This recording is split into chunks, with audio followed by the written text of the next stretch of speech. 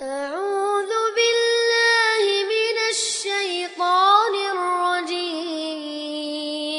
بسم الله الرحمن الرحيم. السلام عليكم ورحمة الله وبركاته.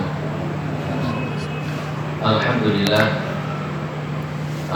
لله رب العالمين، والصلاة والسلام على نبينا المرسلين وعلى آله وصحبه أجمعين. أما بعد، ikhwati billah rahimani wa rahimakumullah jami'an. Alhamdulillah, kembali mari kita meningkatkan rasa syukur kita kepada Allah Subhanahu wa taala yang memberikan kepada kita banyak kenikmatan, banyak anugerah yang Allah Subhanahu wa taala berikan kepada kita, walaupun dengan banyak dosa yang kita lakukan kepada Allah Subhanahu wa taala, tak sedikit pun mengurangi rasa sayang Allah taala kepada kita. Allah taala masih jadikan kita orang-orang yang beriman. Allah taala masih jadikan kita orang-orang yang beragama Islam, dan Allah Subhanahu wa taala masih jadikan kita orang-orang yang mau beramal soleh. Mudah-mudahan dengan rasa syukur kita kepada Allah Subhanahu wa taala ini, Allah Subhanahu wa taala terus menambahi nikmat-nikmatnya kepada kita, sehingga dengan demikian menjadikan catatan amal kita penuh dengan kebaikan-kebaikan nanti di hadapan Allah Subhanahu wa taala. Ikhwati billah rahimani wa rahimakumullah jami'an. Kembali kita akan melanjutkan bahasan kita dalam kitab Syarah Masailul Jahiliyah, kitab yang menjelaskan tentang kebiasaan orang-orang jahiliyah dahulu sebelum datangnya Islam, di mana orang-orang jahiliyah punya kebiasaan secara adat istiadat, secara hukum kemasyarakatan dan lain sebagainya, yang itu sudah menjadi hal yang biasa terjadi di kalangan orang-orang jahiliyah. Lalu setelah datangnya Islam, setelah diutusnya Rasulullah SAW menjadi seorang Rasul di antara mereka, Allah Ta'ala mulai memberikan pengetahuan tentang peribadahan kepada Allah Ta'ala, di mana Allah Ta'ala menetapkan mana di antara kebiasaan, mana di antara adat istiadat yang sudah berlaku pada mereka secara turun-temurun, yang ini bersesuaian dengan ridho dan keinginan Allah Ta'ala kepada mereka. Dan kemudian Allah Subhanahu wa taala juga mengkabarkan tentang mana adat istiadat yang bertentangan dengan keridhaan Allah Subhanahu wa taala. Maka Allah Ta'ala pilah-pilah di sana. Ada kebiasaan-kebiasaan baik mereka, ada kebiasaan-kebiasaan yang itu memberikan dampak baik bagi mereka dan diridhoi oleh Allah Ta'ala, maka semua itu dilanjutkan. Allah Ta'ala lanjutkan perintahnya. Bahkan Allah Ta'ala kabarkan tentang bagaimana pahalanya, besarnya ganjaran dari Allah Ta'ala, dan bagaimana hikmah dibalik dari kebaikan tersebut. Lalu di sisi lain, Allah Subhanahu wa taala larang mereka terhadap hal-hal yang tidak benar dari adat istiadat mereka, dari kebiasaan mereka. Karena adat istiadat ini, kebiasaan ini jika dilanjutkan hanya akan memberikan keburukan baik secara sosial, masyarakat, terlebih lagi hubungan kepada Allah Subhanahu wa taala. Maka tidaklah datangnya Islam ini kecuali hanya untuk kemaslahatan manusia itu sendiri. Perkara-perkara yang Allah Ta'ala perintahkan dan perkara-perkara yang Allah Ta'ala larang tidak lain tidak bukan tujuannya adalah hanya untuk kemaslahatan manusia itu sendiri, baik kemaslahatan kebaikan bagi mereka di dunia maupun kemaslahatan bagi mereka nanti di kehidupan akhirat. Nah inilah yang kita pelajari di dalam Syarah Masailul Jahiliyah, di mana kita diberikan informasi tentang beginilah kondisi orang-orang jahiliyah yang ada di antara kebiasaan mereka ini harus kita hindari. Jangan sampai kesalahan yang sama terjadi pada umat Muhammad, yang sebenarnya misi Rasulullah SAW menghapuskan kebiasaan-kebiasaan buruk. Kalau ini kemudian dihidupkan kembali oleh umat Muhammad SAW, tentu ini menjadi hal yang ironis. Ini menjadi hal yang sangat memalukan sebenarnya. Nabi kita sudah menghapuskan, kita sebagai umatnya malah menghidupkannya. Nah, ini adalah hal yang tidak benar. Perlu bagi kita untuk tahu tentang bagaimana kondisi orang-orang jahiliyah, sehingga kita tidak kembali lagi menjadi orang jahiliyah yang seharusnya dihilangkan oleh datangnya Islam. Sebagaimana Umar bin Khattab radhiyallahu anhu mengatakan bahwasanya tidak akan berjalan baik umat ini, tidak akan umat ini berjalan sesuai dengan keinginan Allah Subhanahu wa taala jika generasi yang tumbuh adalah generasi yang tidak mengenal perkara-perkara jahiliyah, tidak mengetahui apa perkara-perkara buruk yang sebelumnya ada lalu dihapuskan oleh Islam. Mereka tak tahu semua itu, khawatir generasi-generasi ini akan muncul, akan tumbuh, bukannya malah menghidupkan sunnah Rasulullah SAW, tapi malah mereka menumbuhkan kembali kebiasaan-kebiasaan jahiliyah. Maka perlu bagi kita untuk mempelajarinya, perlu bagi kita mengetahui, yang bisa jadi itu koreksi kepada diri kita pribadi. Mana tahu ada cara berpikir kita yang masih mirip seperti orang jahiliyah. Ternyata cara berpikirku, ternyata sikapku selama ini kayak orang jahiliyah. Alhamdulillah, paham, lalu kemudian berusaha untuk menghilangkannya, bertaubat kepada Allah Ta'ala. Atau mungkin terjadi pada saudara kita, sehingga kita bisa mengingatkan mereka, bisa memberikan nasihat kepada mereka bahwasanya ini adalah perbuatan orang jahiliyah yang sudah dihapuskan oleh Rasulullah SAW agar dihilangkan. Atau itu terjadi di lingkungan kita dan lain sebagainya.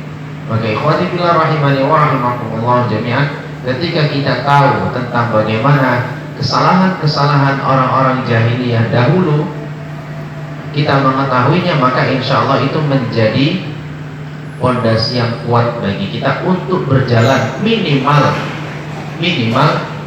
tidak terjadi lagi perkara-perkara jahiliyah pada diri kita, ya.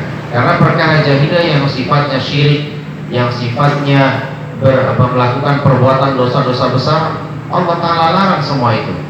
Maka dengan demikian minimal kita mengikis hal-hal yang buruk dari kita, yang itu seperti orang-orang jahiliyah. Inilah tujuannya kita mengkaji kitab ini, agar mudah-mudahan ini menjadi ilmu yang walaupun ini adalah ilmu yang dasar, namun kalau ini kokoh, insya Allah bangunan itu kalau dasarnya kokoh, yang atas itu akan ikutan kokoh. Tapi kalau dasarnya saja sudah lemah, mau cantik kayak apapun di permukaan, tetap akan mudah hancur. Sebentar saja hancur, digoyang sedikit hancur, kena terpa angin sedikit hancur. Jadi yang paling utama adalah bangunan bagian pondasinya yang kokoh. Bagian atasnya masih kurang cantik, bagian atasnya masih kurang perhiasan, tinggal ditambahin. Yang penting bawahnya kokoh. Ya, antum bisa bayangkan ya, bangunan kalau yang lemah itu pondasinya, yang dilakukan apa? Rubuhkan semuanya dulu, baru bangun dari awal lagi. Tapi kalau pondasinya sudah bagus, sudah kokoh, ada keburukan, tinggal buang yang buruk, ganti dengan yang bagus. Kusennya yang jelek, copot kusennya, ganti dengan yang bagus. Pintunya jelek, ganti. Tapi kalau udah namanya pondasinya yang rusak, mau bilang apa? Harus dihancurkan semua yang di atasnya dulu. Nah, itu kan kita nggak mau seperti itu. Artinya apa?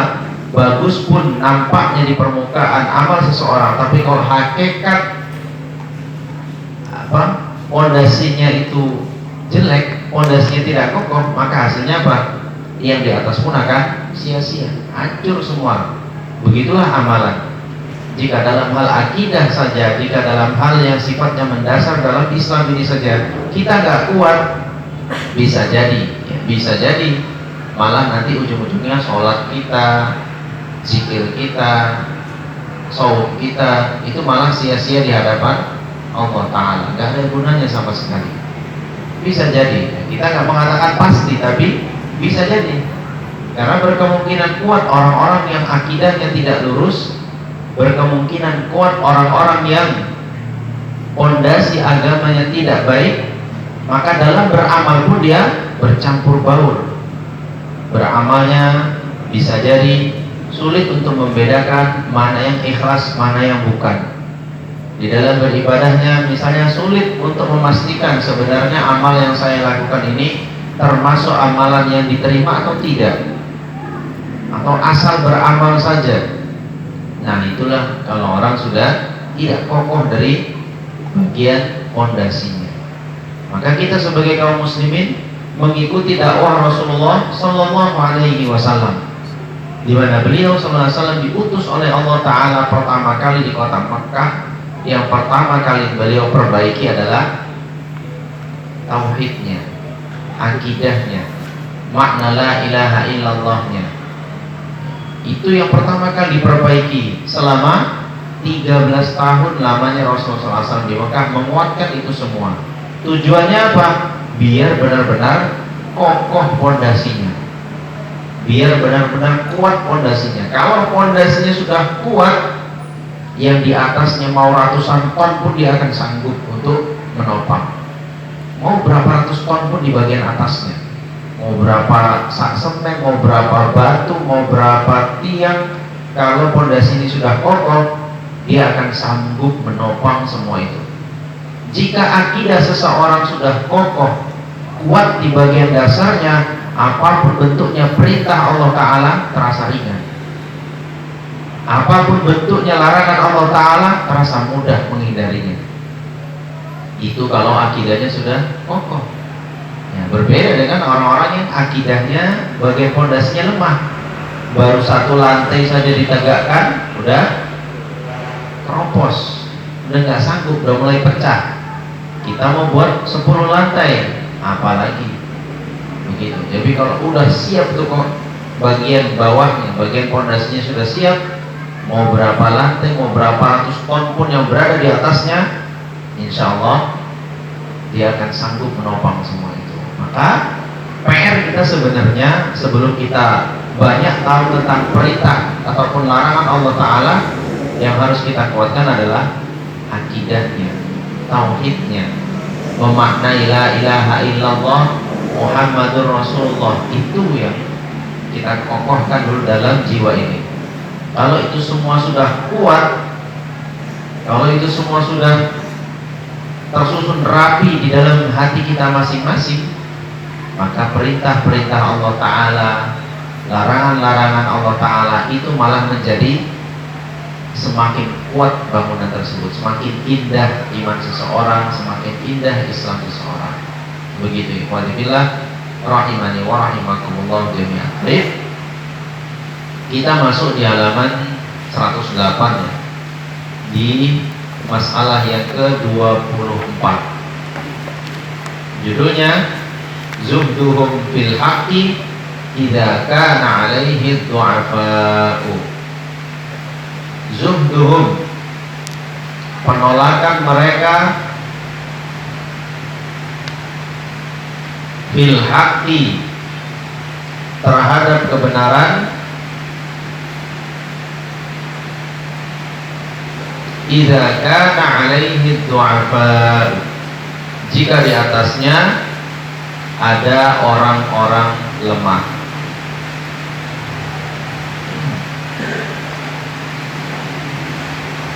Al-mas'alatul rabi'atu wal 'ishruna, masalah yang ke-24,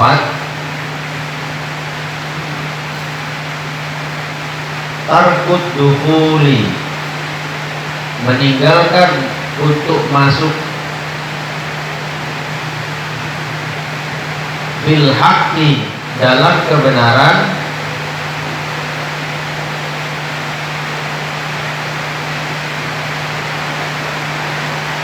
idza sabaqahum, jika sudah mendahului mereka,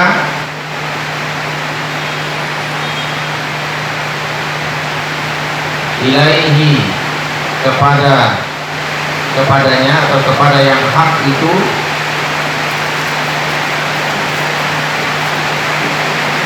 ad-du'afa'u, orang-orang yang lemah. Takabburan, karena sombong.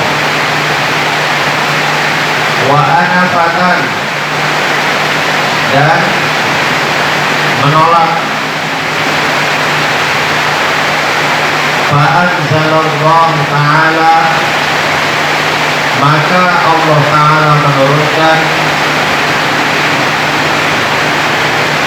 wala taqrudil ladzina yad'una rabbahum, jangan engkau mengusir, wala taqrudi, jangan engkau mengusir alladzina yad'una rabbahum, orang-orang yang berdoa kepada Rabb mereka.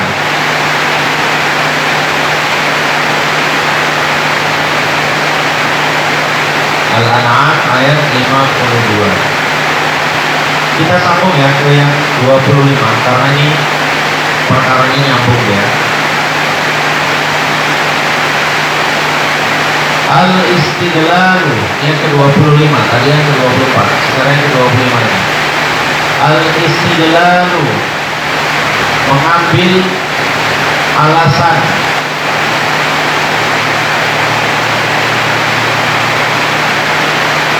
Mengambil alasan ala kauni syai'i batilan, bahwa sesuatu itu batil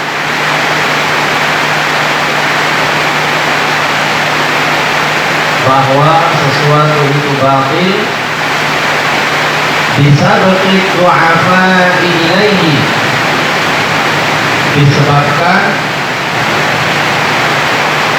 didahului oleh orang-orang lemah, disebabkan didahului oleh orang-orang lemah. Al-mas'alatul khamisatu wal 'ishruna, masalah yang ke-25. Al-istidlalu, mengambil alasan. Ala butlanihi, atas kebatilannya. Bisa begitu afai, disebabkan didahului oleh orang-orang lemah. Kaqaulihi, sebagaimana firman Allah, lau kana khairan ma sabaquna ilaihi, lau kana khairan, kalau memang baik,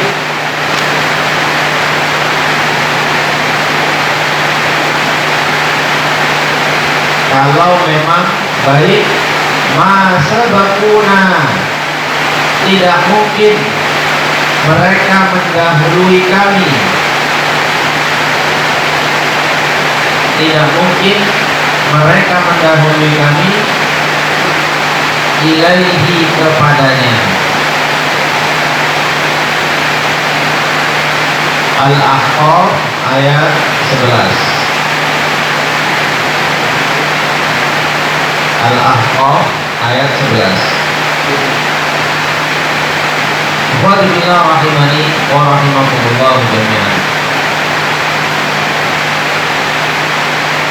Perkara yang ke-24, yaitu penolakan dari orang-orang jahiliyah, penolakan dari orang-orang kafir Quraisy, disebabkan apa?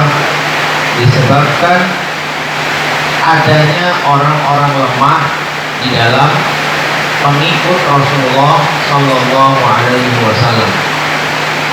Ini masih menyambung dari masalah yang ke-23 di pekan lalu yang sudah kita bahas, bahwasanya orang-orang jahiliyah, orang-orang kafir Quraisy tertipu dengan dunia mereka, Mereka menganggap banyaknya urusan dunia yang ada pada mereka, banyak harta, banyak anak, banyak apa lagi, wanita dan sebagainya. Urusan dunia ada semua pada mereka.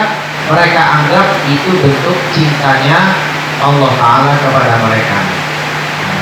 Jadi ini dugaan mereka seperti itu, walaupun ini dugaan yang batil. Jadi mereka menganggap bukti Allah Ta'ala cinta kepada kami dikasih lebih, kalian dikasih kurang. Itu tandanya kami lebih disayang oleh Allah Ta'ala, kalian dibenci karena kami dikasih lebih. Sebenarnya faktanya apa? Yang disayang oleh Allah Ta'ala adalah orang-orang yang diberikan hidayah, orang-orang yang diberikan iman oleh Allah Ta'ala. Itulah orang-orang yang dikasih lebih. Sementara orang-orang yang tidak mendapatkan hidayah, orang-orang yang tidak mendapatkan iman kepada Allah Ta'ala, sebenarnya mereka tidak dapat apa-apa. Bukan hanya kurang, tidak dapat apa-apa. Karena yang mereka dapatkan dari dunia itu hanyalah fana belaka, sifatnya sementara. Tapi yang diberikan kepada orang-orang yang beriman adalah yang sifatnya kekal, yang sifatnya abadi, nikmat yang jauh lebih berharga dibandingkan hanya kenikmatan dunia. Nah, ini sambung ke poin yang ke-24 ini. Maka orang-orang jahiliyah menganggap rendah orang-orang miskin. Orang-orang jahiliyah menganggap rendah orang-orang yang tak punya kedudukan, apalagi budak dari zaman itu. Dia seorang budak, itu sangat tidak berharga. Sama kayak kita tuh sekarang tuh kayak lihat apa ya? Kayak lihat ya, kayak kambing, kerbau, kayak begitu. Jadi melihatnya itu hanya seperti sesuatu yang bisa dimanfaatkan atau bisa dijual. Itu aja tuh. Kita lihat kambing apa? Kalau aku sembelih bisa aku makan, kalau nggak doyan kambing tinggal jual, jadi duit. Itulah kondisi budak di zaman itu. Walaupun bentuknya manusia, kalau aku mau aku pakai, suruh dia itu ini dan itu, kalau nggak mau, nggak suka, jelek nengoknya, jual. Begitulah dulu manusia yang posisinya sebagai budak. Nah, apalagi budak sangat hina sekali di hadapan orang-orang kafir Quraisy. Mereka orang-orang lemah. Dan memang ternyata di awal-awal Islam, walaupun kita melihat ada Abu Bakar As-Siddiq, ada Utsman bin Affan, ini orang-orang kaya, orang-orang yang punya kedudukan di kehidupan kafir Quraisy. Tapi di antara mereka semua banyak juga yang lemah. Ada Bilal bin Rabah, ada keluarganya Ammar bin Yasir, semua orang-orang yang lemah. Khabbab bin Arad, kalau enggak mereka ini orang-orang dari kalangan budak atau dari orang miskin atau keluarganya keturunan orang-orang miskin, segala macam. Inilah yang terbuka untuk mengikuti ajaran Rasulullah Sallallahu Alaihi Wasallam di awal. Maka komentar mereka apa? Yang Allah Ta'ala sebutkan dalam Al-Quran, Ahaulai manallahu alaihim min bainina. Surat Al-An'am ayat 53. Ahaulai manallahu alaihim min bainina. Apa orang-orang kayak gini yang Allah Ta'ala jadikan kita mau ngumpul nih? Jadi kayak najis orang kaya jumpa orang miskin, kayak jumpa kotoran. Kita mau duduk nih bareng sama mereka ini. Rasulullah menyampaikan agamanya, lalu kami duduk bareng mereka. Najis orang, nggak mau, bau keringat, nggak bisa mereka. Begitulah, ya, begitulah kondisi orang-orang kafir jadinya. Nggak mau duduk bareng orang-orang miskin, nggak mau duduk bareng orang-orang lemah. Kalau mau kami punya majelis ini, makanya mereka minta ke Rasulullah SAW, ya Rasulullah, buat majelis khusus untuk kami. Mereka, kami mau dengar nasihatmu, tapi buat kami majelis khusus yang kami bicara denganmu. Nggak mau kami bareng mereka. Rasulullah SAW tolak, nggak mau. Allah Ta'ala turunkan firman-Nya dalam surat Abasa wa tawalla. Seorang Rasul bermuka masam dan berpaling. Anja'ahul a'ma, ketika datang kepadanya orang buta, yaitu Abdullah bin Ummi Maktum. Wa ma yudrika la'allahu yazakka, apa yang kau ketahui tentang dia? Semoga dia sebenarnya adalah orang yang ingin mensucikan hatinya. Aw yadzakkaru fatanfa'ahu dzikra, atau dia ingin menyebut-nyebut atau berzikir kepada Allah Ta'ala sehingga bermanfaat untuknya zikir tersebut. Amma man istaghna, adapun orang-orang yang tidak butuh dengan nasihatmu, orang-orang yang tidak butuh dengan ucapanmu, mereka hanya ingin mengolok-olokmu saja, mempermainkanmu. Fa anta lahu talaha, engkau kepada orang itu, orang yang buta ini malah menyepelekan. Teguran dari Allah Ta'ala kepada Rasulullah SAW, jangan sepelekan orang-orang lemah, karena di hadapan Allah Ta'ala itu bukan urusan kepemilikan dunianya, bukan orang-orang yang bagaimana asetnya, bagaimana kekayaannya, tapi yang Allah Ta'ala lihat hatinya. Inna Allah la yanzur ila suwarikum, Allah Ta'ala tidak melihat kepada fisik kalian, wa ajsadikum, Allah nggak lihat fisik kalian, mau bentuknya kayak apapun, mau sempurna nggak sempurna, mau warna gelap atau warna terang, mau cacat ataupun orang yang normal. Innallaha yanzur ila, walakinnallaha yanzur ila qulubikum, yang Allah Ta'ala itu lihat hatinya. Semakin hati seseorang itu bersih, semakin hati seseorang itu bertakwa kepada Allah Ta'ala, maka semakin Allah Ta'ala muliakan dia. Gak peduli dia seperti apa bentuknya, kedudukannya, Allah Ta'ala gak peduli. Bahkan ikhwan fillah rahimani wa rahimakumullah jami'an, jangan antum beranggap bahwasanya ustaz itu tentu akan lebih mulia, seorang ulama itu tentu akan lebih mulia dibanding jamaahnya, dibanding orang-orang biasa. Benar ungkapan kayak begitu? Tidak benar. Benar kalau seandainya kedua-duanya ketakwaannya seri. Betul, orang yang alim pasti lebih unggul di hadapan Allah Ta'ala dibandingkan orang-orang yang kurang alim, kalau ketakwaannya sama. Itu yang ini punya nilai lebih, yang ini kurang. Tapi siapa yang tahu isi hati orang? Banyak orang-orang yang sepertinya berilmu, tapi dia malah tidak mau mengamalkan ilmunya. Banyak yang sepertinya orang yang sudah menyampaikan kepada orang lain, duduk di depan, berdiri di depan podium, memegang mic, menyampaikan Al-Quran, menyampaikan hadis Rasulullah SAW, tapi ternyata yang di hadapannya, yang duduk di depan itu lebih mulia di sisi Allah Ta'ala. Ini bukan mustahil. Itu hal yang real di hadapan Allah Ta'ala. Allah Ta'ala tidak lihat ucapan, Allah tidak lihat fisik, yang Allah Ta'ala lihat hatinya. Pernah dengar kisah Uwais Al-Qarni? Masyhur namanya di kalangan kita, namanya Uwais Al-Qarni. Yang buat beliau masyhur apanya? Ilmunya atau hatinya? Mana kitabnya Uwais Al-Qarni? Tunjukkan. Apa ada madhab Uwais Al-Qarni? Tidak ada. Apa ada riwayat dari Uwais Al-Qarni? Siapa muridnya Uwais Al-Qarni? Tidak ada. Hanya seorang yang biasa, berkulit hitam, kerjanya di kandang kuda, orang yang tidak pernah diperhitungkan oleh siapapun. Tapi Allah Ta'ala wasiatkan, Allah Ta'ala kabarkan kepada Rasulullah SAW, dan kabar itu disampaikan kepada Umar bin Khattab.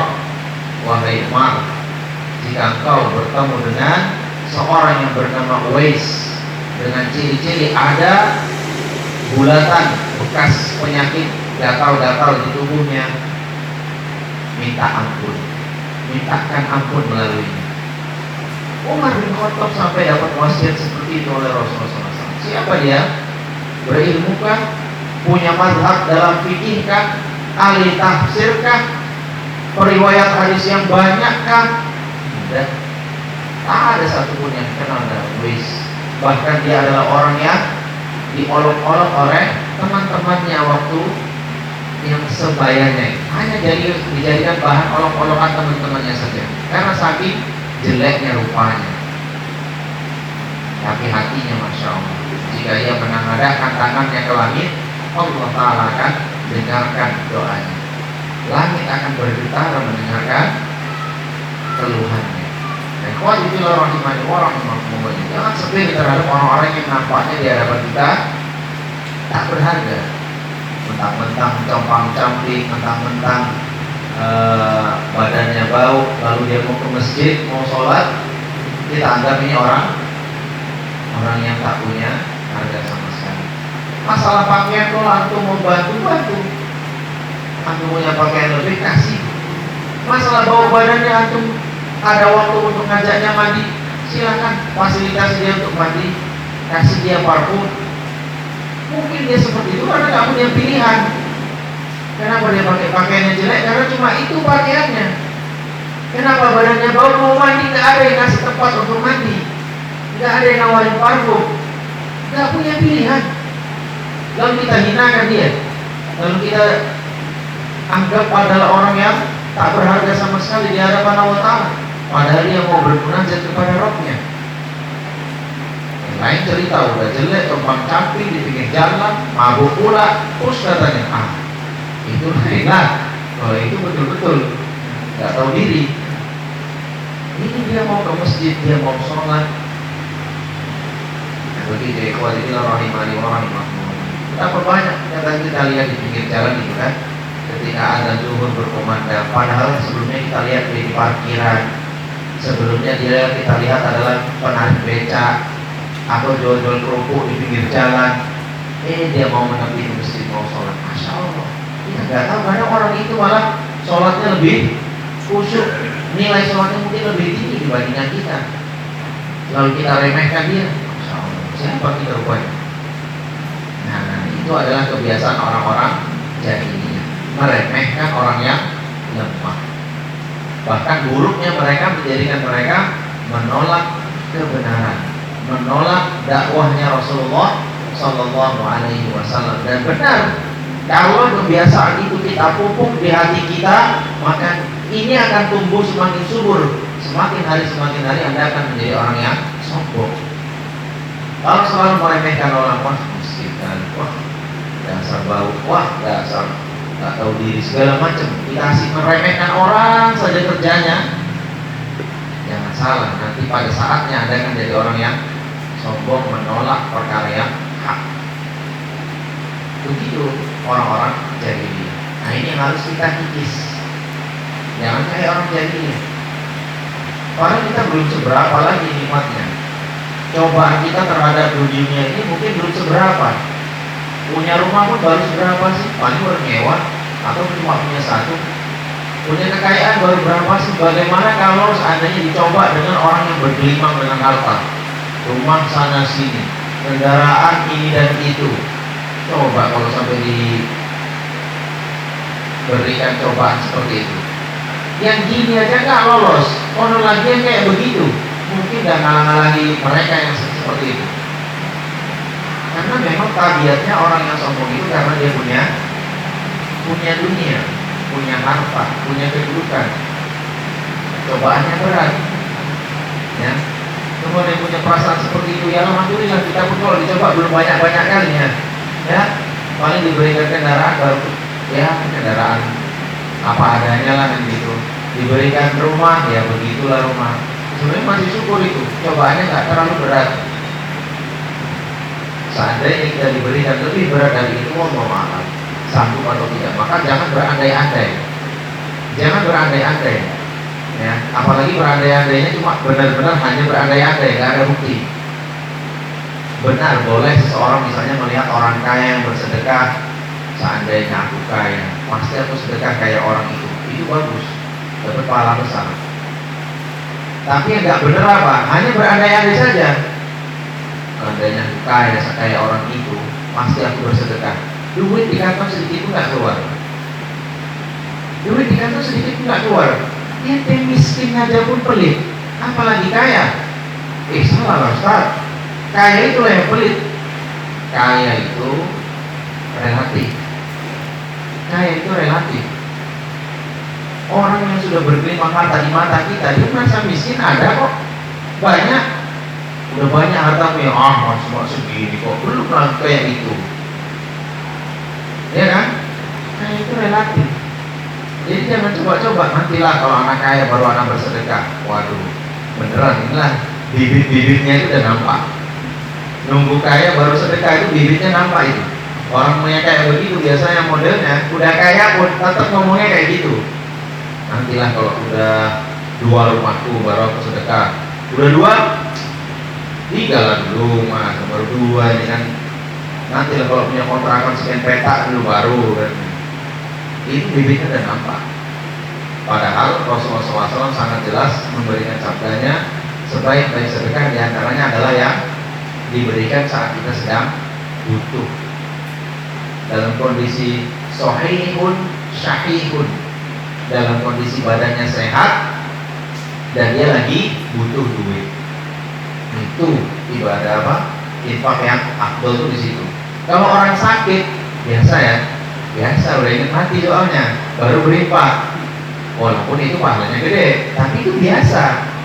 Udah tahu aja, udah dekat-dekat bau tanahnya itu, baru dia ingat, itu wajar. Baru dia ingat infak, tapi itu ya juga bagus. Atau kondisi dia lagi nggak butuh, betul-betul banyak, berlebih-lebih gitu, ya wajar. Dia kasih itu wajar. Nah yang luar biasa itu apa? Badannya lagi sehat dan dia lagi butuh duit. Mau infak juga, jempol banget itu. Walaupun yang keluar cuma lembar-lembar warna oranye, yang warna merah muda itu udah paten itu, ya kan? Udah paten itu. Ibaratnya kalau kalkulasi itu sudah 2% dari harta dia semuanya, ya kan? Iyalah. Kalau harta kita misalnya di total 20 juta, lalu dia berinfak 10% itu berapa? 2 juta berarti ya. Ada mantep itu. Bisa keluar 2 juta dari 20 juta uangnya. Kalau orang punya 1 miliar, berarti seharusnya keluarnya berapa? Biar sebanding dengan orang ini 200 juta kan? 100 juta ya. Dia punya 1 miliar untuk sebanding dengan orang ini 10%, 100 juta baru sebanding namanya. Lalu dia keluarkan 5 juta udah pamer. Oh, enggak lah. Kalau mau head to head, aku keluar 10%, kau pun juga 10%, itu baru head to head, ya kan? Sama-sama 10%. Aku dari 20 juta keluar 2 juta. Kau 1 miliar harusnya 100 juta aku keluarin, baru kita head to head. Ayo, mikir kan? Mikir ya, memang sama. Maka itulah tantangan dalam berinfak. Jadi jangan berpikir orang keluar 1 juta, 2 juta itu kadang udah bagus. Ya bagus.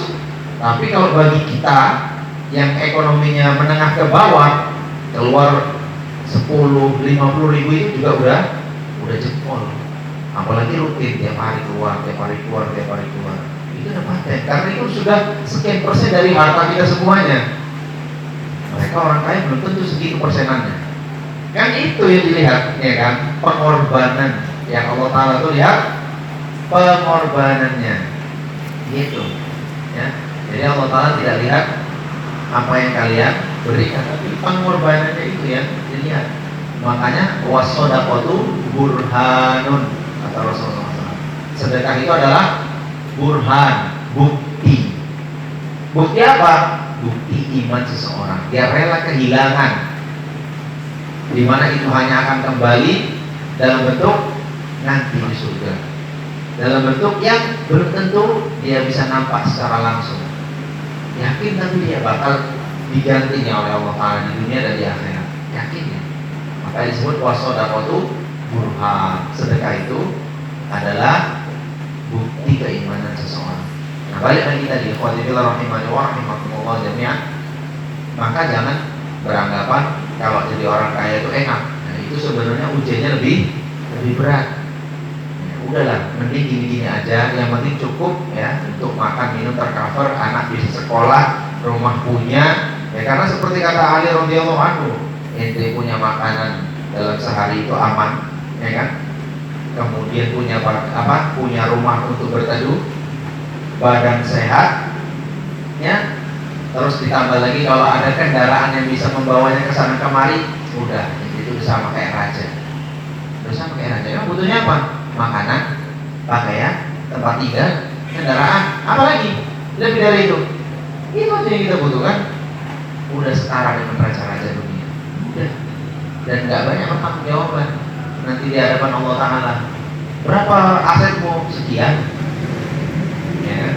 Berapa gajimu? Sekian. Berapa habis sebulan? Nombok, warna nombok. Apa lagi mau dihitung? Ini udah nombok ini. Itu aja udah nombok gitu kan. Gaji berapa? 2 juta. Pengeluaran 2,5 juta. Dari mana setengahnya? Nah, itulah yang nggak kupikirkan. Dari mana itu? Setengahnya kok bisa muncul dari tengah-tengah. Gitu. Ini kan enak pertanggung jawabannya. Masuk, habis, masuk, habis, masuk, habis. Nah, enak dia. Coba masuk tersisa sekian, masuk tersisa sekian. Bingung tuh mikirin sisanya itu apa coba lah. Makanya Pak, sebagian orang kaya lalu tersesat kan, hura-hura, pesta-pesta, segala macam ya kan. Beli jam tangan mahal kurang mahal, ya kan. Beli sepatu mahal kurang mahal, ya kan. Kamu bisa beli sepatu yang penting gak koyak aja, syukur gitu.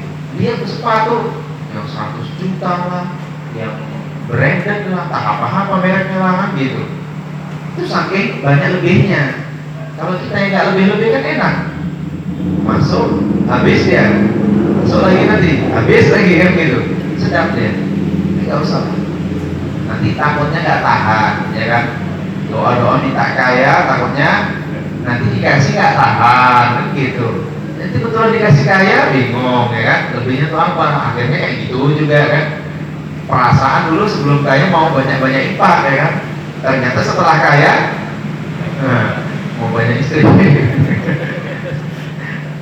Kan lain nanti ceritanya dia. Karena belum ada aja makanya ngayalnya yang baik-baik. Belum ada. Coba ada. Beda lagi nanti khayalannya. Ya kan? Gitu. Makanya udah. Karena Rasulullah SAW sendiri pun doanya apa? Allahumma ahyini miskinan wa amitni miskinan wa syurni ma'al masakin. Ya Allah, hidupkan aku dalam kondisi seperti orang miskin dan matikan aku dalam kondisi miskin. Bangkitkan aku bersama orang-orang miskin. Rasulullah benar kan? Dikabulkan juga oleh Allah kan? Kabulkan. Rasulullah itu miskin. Mana lihat ketika Umar bin Khattab berkunjung ke rumah Rasulullah SAW. Apa yang beliau tengok?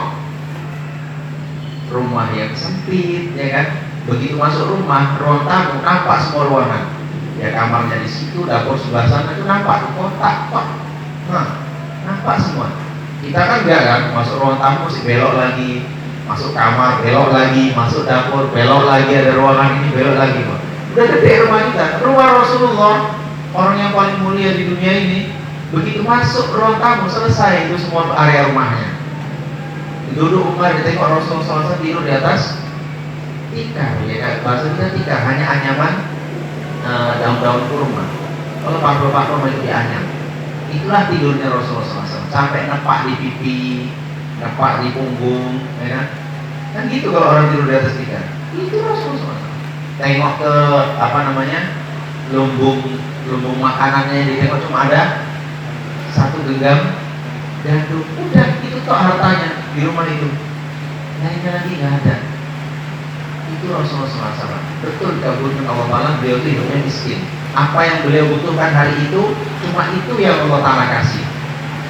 Kalau lebih-lebih dari rampasan perang itu, gak lama sama Rasulullah SAW. Bentar aja ludes, terbagi terus, terbagi lagi, gak ada beliau simpan-simpan. Betul, begitu beliau meninggal, apa harta warisannya? Gak ada harta warisan, cuma pakaian baju besi perang yang lusuh, pedang yang sudah second kan, banyak dipakai soalnya udah tak kayak apa bentuknya. Gak ada lagi. Hartanya cuma itu Rasulullah SAW. Rumah ya itu untuk istri-istrinya. Begitu ikhwan. Jadi jangan sedih atau hidup miskin pas-pasan itu, jangan sedih. Itu hidup ala-ala Nabi. Jangan sedih. Itu hidup ala-ala Nabi itu. Ya. Nabi-nabi begitu. Sedikit nabi yang Allah Ta'ala utus itu orangnya kaya-kaya. Paling cuma berapa? Nabi Sulaiman, Nabi Yusuf, ya kan? Itu kan karena kita cerita kayanya, belum cerita susahnya dulu. Cerita susahnya Nabi Yusuf, masya Allah, sampai dibuang, sampai dijual belikan, sampai kena fitnah segala macam, penjara berapa tahun, baru kan Nabi itu kaya. Nabi Sulaiman juga awal-awalnya kan banyak beribadah kepada Allah Ta'ala dulu. Jadi udah jangan sedih. Kalau sekarang kondisinya miskin atau pas-pasan jangan sedih. Itu hidup ala-ala Nabi. Nah, tinggal mensyukurinya juga pakai ala-ala Nabi. Jangan nanti udah miskin nggak bersyukur malah kalian. Udah susah dunia, jangan lagi susah akhirat ya. Udah susah dunia ini cukup lah, di dunia ini berpuluh-puluh tahun udah cukup. Berharap di akhirat nanti selesai semua kesusahan. Jangan nyambung. Jangan nyambung, kalau ngontrak nyambung masih penting. Ini susah, sambung. Nah itu repot. Udah susah dunia, masuk kuburan susah lagi, dibangkitkan susah lagi, sambung ke neraka. Susah kok nyambung. Jangan mau nyambung ya. Cukup di sini aja. Cukup. Kalau terlalu susah, di sini aja. Kita berharap nanti selesai dari kehidupan ini, kenikmatan dimulai dari alam kubur, dibangkitkan Allah Ta'ala, minum dari telaganya Rasulullah SAW, ditimbang dengan timbangan yang mudah, hisabnya gampang, melewati sirat dengan cepat kilat, di depan surga terbuka langsung bersama Rasulullah SAW. Masya Allah, itu harapan kita ya. Ikhwanillah rahimani wa rahimakumullah jami'an. Nah, balik ke tema kita tadi, bahwasanya orang-orang jahiliyah itu sikapnya seperti itu, suka meremehkan orang-orang lemah, suka meremehkan orang-orang lemah. Makanya Allah Ta'ala bantah itu dalam surat Al-An'am ayat 53 lagi, 53 tadi ya. Mereka katakan, aha ula iman Allahu alaihim min bainina. Apakah orang-orang seperti mereka yang akan kumpul bersama kami ini? Maka Allah jawab, alaihissallahu bi'a'lama bisyakirin. Bukankah Allah Ta'ala maha tahu? Allah Ta'ala lebih tahu mana di antara kalian itu orang-orang yang bersyukur. Karena orang miskin pun, orang lemah pun, jangan sangka sebagian mereka Allah Ta'ala jadikan hatinya begitu lembut, hatinya begitu bersih, sehingga walaupun di mata orang mereka susah, di mata orang mereka lemah, tapi ternyata syukurnya kepada Allah Ta'ala tak putus. Dan Allah Ta'ala maha tahu siapa di antara hati mereka yang bersyukur kepada Allah Ta'ala. Jangan sangka di mata orang mereka orang kaya, di mata orang mereka bergelimang harta, tapi ternyata hatinya hati-hati yang kufur terhadap nikmat Allah Ta'ala, gak bersyukur dengan pemberian Allah Ta'ala. Siapa tahu itu urusan hati ya. Makanya jangan lihat zahirnya saja. Jangan zahir itu menjadikan sebuah penilaian bulat terhadap seseorang. Tidak. Ada hati yang lebih bernilai di sisi Allah Ta'ala. Jangan-jangan mereka lebih baik daripada kita. Jadi melihat orang itu jangan merendahkan, ya kan? Jangan bawaannya suudzon, orangnya baik saja. Melihat anak kecil, memang melihat anak kecil jangan bocah kecil, tahap detikah lagi. Masya Allah, aku melihat anak kecil saya sedih. Enaklah anak kecil ini, belum balik dia, ataupun balik baru sebentar, dosanya masih sedikit. Awak udah kelamaan baliknya, dosa udah tak kayak apa bentuknya ini. Ini anak kecil, masya Allah, jadi dosanya masih sedikit. Banyak-banyak berbuat baik anak. Nasihati. Jumpa orang yang lebih tua gimana? Waduh, sebenarnya minder gitu kan, bapak ini lebih tua. Kalau hitung-hitungan sholat, pasti banyak dia kalau sama-sama kami bareng sholatnya. Kalau hitung-hitungan puasa, banyak Ramadan jumpa sama dia. Ya kan? Kan begitu, lihat orang begitu, masya Allah dia lebih banyak lagi amalannya daripada aku ini. Patut dihormati. Kan begitu, patut dihormati. Jumpa yang sebaya itu kan, ini kawan memang nggak nampak ini ibadahnya. Hatinya apalagi dalam nggak nampak. Jangan-jangan dia lebih lagi daripada orang. Ya kan, nampaknya sama-sama duduk di kajian, nampaknya dia tidur-tidur di kajian, tapi pulang kayaknya nyatet nih kawan. Pulang kayaknya ditelaah lagi, diamalkannya langsung. Malam bangun lagi dia. Awak memang belum waktu kajian tadi, tapi kayaknya lebih banyak ngayalnya daripada dengerin. Ya kan, kayaknya nyatet, tapi catatan ini kayaknya siap kajian, siap pula catatannya. Siap kajian, siap pula catatannya gitu. Nah, gitu. Dengan begitu insya Allah tidak ada rasa sombong kepada siapa. Itu ya, memang seharusnya itulah sifat seorang mukmin, bersikap tawadhu, bersikap merasa jauh lebih rendah daripada orang lain. Jadi tidak merasa sombong, tidak merasa paling hebat. Siapapun kedudukan kita, apapun kedudukan kita, dimanapun posisi kita, bagaimanapun dunia ini Allah Ta'ala berikan kepada kita, kalau itu dijadikan fondasi, insya Allah kita lebih bisa stabil, bisa lebih enak, hati pun lebih nyaman, lebih enak gitu ya. Daripada nengok orang kaya pengen kaya gitu, nengok orang miskin mau ngejek kali miskin. Itu kan hatinya nggak karu-karuan. Satu dua tiga terus.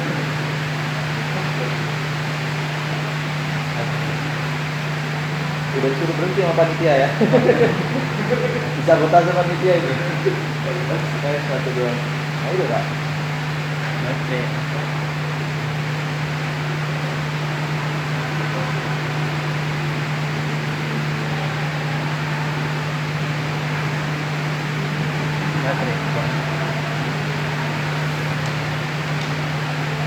Baik ya, dengar, suara langsung dengar ya, dengar. Baik. Inilah rahimahullah. Lalu di masalah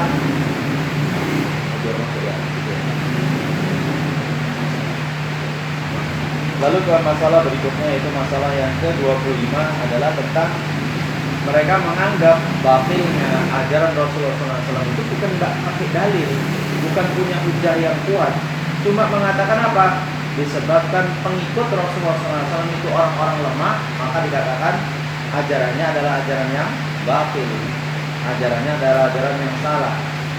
Allah Ta'ala sebutkan hujah mereka itu dalam surat Al-Ahqaf ayat 11. Lau kana khairan ma sabaquna ilaihi. Kalau memang yang mereka sampaikan itu baik, kalau memang agama Islam itu baik, pasti bukan orang-orang miskin itu yang bersama beliau. Pasti bukan orang-orang miskin, pasti kamilah yang lebih berhak untuk itu. Merasa mereka orang yang lebih mulia. Dalam ayat lain di surat Asy-Syu'ara ayat 111 Allah Ta'ala berfirman, qalu anu'minu laka wattaba'akal ardalun. Mereka katakan, apakah kami akan beriman kepadamu wahai Muhammad sementara pengikut-pengikutmu adalah orang-orang yang lemah, pengikutmu adalah orang susah, gimana kami mau mengikuti kamu? Nah, gua digelar rahimahnya orang ini masih senada tadi dengan yang nomor 24 ya. Kalau yang 24 tadi adalah mereka tolak kebenaran itu, mereka tidak mau mengikuti yang hak disebabkan adanya orang-orang lemah. Ini adalah disebabkan mereka kalah cepat dengan orang-orang yang lemah. Memang Masya Allah, orang susah itu lebih mudah dinasehati, lebih mudah menerima kebenaran. Itu memang sudah seperti menjadi sunnatullah. Di mana-mana lihat kajian-kajian di dalam penyampaian dakwah, yang paling cepat untuk bisa menerima yang hak itu adalah orang-orang yang miskin. Makanya para ulama itu mayoritas rata-rata dari anak-anak yang miskin. Pengikut-pengikut para nabi itu dari orang miskin. Jadi jangan langsung mengutuk kemiskinan kalau seandainya itu menimpa kita. Jangan-jangan ini tanda baik untuk kemudian kita mudah menerima nasihat. Bisa jadi orang-orang kaya malah sulit mendengarkan nasihat. Dan memang seperti itu. Sampai hari ini pun Masya Allah, kalau orang sudah punya harta berlebih, punya kekayaan yang cukup banyak, maka kajian itu pun mulai pilih-pilih kan. Pilih-pilih. Kalau masjid yang gak ada AC-nya, alasan panas, gerak, gitu. Tunggu kalau di masjid yang ada AC-nya. Karena udah kebiasaan di AC, kebiasaan dingin. Di rumah ber-AC, mobil ber-AC kan. Gak bisa lepas dari AC. Kalau kajian gak ada AC-nya masjidnya. Atau bawaannya kalau mau kajian, khususlah kajian-kajian orang kaya. Di mana? Di hotel berbintang dong. Ustaz, kita undang masuk ke hotel berbintang. Khusus untuk kami aja Ustaz. Yang gak punya duit gak bisa masuk. Aku antum kan? kapok ini ya, padahal pengen ngaji juga, tapi karena bayar, ya udahlah, terima rekamannya aja, nggak bisa ikut secara langsung. Nah itu fitnah juga, seperti itu. Makanya belum tentu enak juga jadi orang kaya ya, belum tentu enak. Repot sendiri nanti kalau nggak siap secara batin. Tidak, hati antum tidak seperti hatinya Utsman bin Affan, tidak seperti hatinya Abdurrahman bin Auf, apalagi hatinya Abu Bakar As-Siddiq. Repot. Kekayaan itu malah nanti akan menipu. Inilah yang terjadi kepada orang-orang jahiliyah, sehingga mereka menganggap ajaran Rasulullah SAW batil. Itu nggak pakai hujah, nggak pakai ada kitabnya, nggak pakai ada referensinya, alasan apa yang kuat nggak ada. Cuma gara-gara siapa sama dia? Orang miskin, enggak. Ditolak langsung. Gara-gara pengikutnya orang-orang miskin aja, itu saja. Sepele ya, sepele banget sebenarnya. Makanya banyak orang-orang yang menolak perkara-perkara yang hak tanpa hujah kadang. Tanpa hujah. Enggak punya alasan yang kuat, enggak punya pembenaran terhadap apa yang dia lakukan, apa yang dia yakini. Dia tolak hanya dengan alasan yang sepele. Atau mungkin antum sendiri yang kadang-kadang kena alasan-alasan seperti itu, kena hujah-hujah seperti itu. Nah begitu ikhwatiddin rahimani wa rahimakumullah. Maka ini harus menjadi pelajaran bagi kita. Jangan sampai punya sikap seperti itu. Gak mau ngaji gara-gara ada si fulan, gak mau ngaji cuma gara-gara ustadz fulan, gak mau ngaji hanya gara-gara tempat fulan. Sejak kapan Rasulullah SAW mengajarkan kita untuk pilih-pilih tempat kajian? Ustadz milih, benar. Tapi yang harus pilih hanya selama ustadz itu berada di atas manhaj yang hak. Selama beliau berada di atas manhaj yang hak, mau nyampaikannya suaranya pelan, mau nyampaikannya membosankan, mau mungkin ini dan itulah permasalahan pribadi ustadznya itu. Lalu antum tolak kebenaran darinya. Gimana penuntut ilmu seperti itu? Ya. Lalu antum mau hadir kajian, nggak enak si fulan datang, nggak enak si anu datang, nggak maulah kalau ada dia. Sejak kapan kita punya hati yang seperti itu? Jadi ikhwatiddin rahimani wa rahimakumullah jami'an, itu hanyalah kebiasaan orang jahiliyah yang hanya meremehkan orang, hanya merendahkan orang lain. Maka perbaiki itu. Ya. Tujuan kita hanya mencari yang hak, mencari yang benar itu mana? Akidah yang benar itu seperti apa? Ibadah yang benar itu seperti apa? Tujuan kita cuma itu. Keluar dari mulut siapapun, dapatnya di majelis apapun, siapapun kawan majelisnya, kalau yang hak lah yang disampaikan, tak ada alasan kita untuk menolaknya. Tidak ada. Tapi kalau yang disampaikan adalah perkara yang batil, yang salah, yang melenceng dari yang hak, baik dari segi akidah, ibadah atau muamalah atau apapun itu, kalau nggak benar, mau siapapun yang menyampaikan, mau dimanapun disampaikan, mau bersama siapapun kita duduk, yang batil tetaplah batil. Tetaplah batil. Yang hak tetaplah yang hak. Nggak bisa disatukan antara yang hak dengan yang batil. Sebagaimana ikhlas tidak akan pernah bercampur dengan syirik, di mana sunnah tidak akan pernah bercampur dengan bid'ah. Itu nggak akan pernah. Itu hal yang berbeda. Jangan coba-coba untuk menyampur-nyampurkannya, itu akan keliru sendiri nanti. Jadi begitu ya. Boleh milih, silakan, harus milih memang, tapi pilih yang hak. Pilih yang hak. Gimana sebenarnya? Karena cuma itu tujuan kita di dunia. Cari cara ibadah yang benar. Wa ma khalaqtul jinna wal insa illa liya'budun. Tidaklah aku ciptakan jin dan manusia kecuali untuk beribadah kepadaku. Beribadah dengan cara yang benar, dengan cara yang hak. Cuma itu yang kita cari. Dan yang hak itu bersumber dari Al-Quran dan hadis Rasulullah Sallallahu Alaihi Wasallam sesuai dengan pemahaman salafun salih, yaitu para sahabat, para tabi'in dan para tabi'ut tabi'in. Mereka lah orang-orang yang direkomendasikan oleh Rasulullah SAW sebagai manusia terbaik. Khairun nasi qarni, sebaik-baik manusia adalah orang yang hidup di zamanku. tsummal ladzina yalunahum, kemudian yang setelah mereka, tsummal ladzina yalunahum, kemudian lagi yang setelah mereka. Ini cuma yang kita cari sebenarnya. Apa dalilnya dari Al-Quran, apa dalilnya dari hadis Rasulullah SAW, dan bagaimana sikap para sahabat tabi'in dan tabi'ut tabi'in terhadap dalil-dalil tersebut. Selesai. Kalau dapat jawabannya, itulah yang pegang kuat-kuat.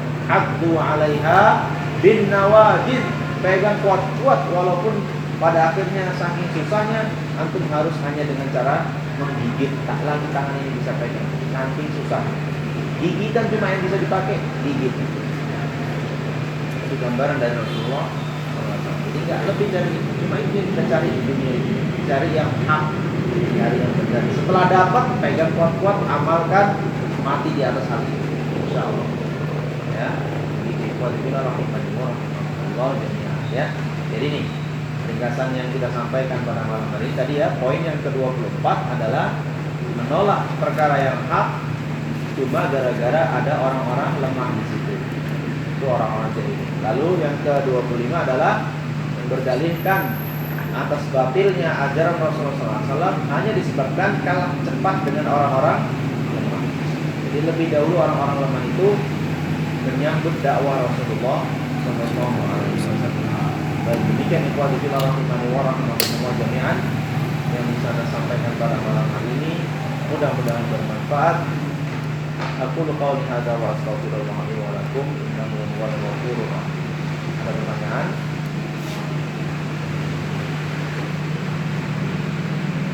Tidak ada? Cukup. Ya, kalau sudah cukup, mudah-mudahan bermanfaat. Kita tutup. Subhanakallahumma wa bihamdika asyhadu an la ilaha illa anta astaghfiruka wa atubu ilaik. Wassalamualaikum warahmatullahi wabarakatuh.